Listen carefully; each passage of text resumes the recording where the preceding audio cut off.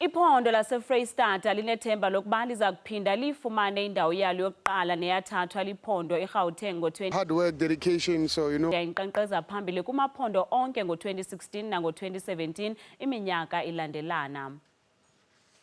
Abafundi abebechophele imviwo zebanga leshumi kunyaka ophelileyo baza kuzazi kungekudala iziphumo zabo.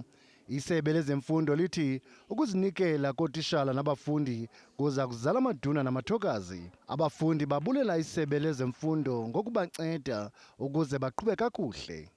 We've had ample of time to prepare. We've prepared using previous question papers, and our teachers have been of great assistance. From January till now, our teachers have prepared us for being better. The performance has been encouraging over the terms. In term 1, they had a very encouraging percentage. It was at 94%. Term 2, it was at 89%. Again, in term 3, they had 94%. So we're hoping that all these learners can pass mathematics. Not only mathematics, and other subjects as well.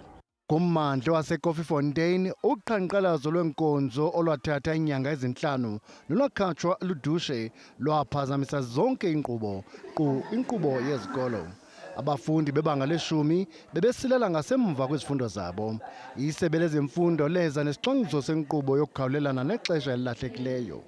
Sisebenze kahle ke abantwana bakhonile ukuthi baresponde kahle kuma intervention wethu, nabazali bakhonile ukuresponda kahle, nabantu bamabhizinisi bakhonile ukusupporta, nabantu besonto nama-SGB njalo. So sicabanga ukuthi njengoba sisebenze kahle kanjalo, sisebenze kanzima kanjalo, sizakhona ukuthi sithole itarget esibekile thina singumnyaka.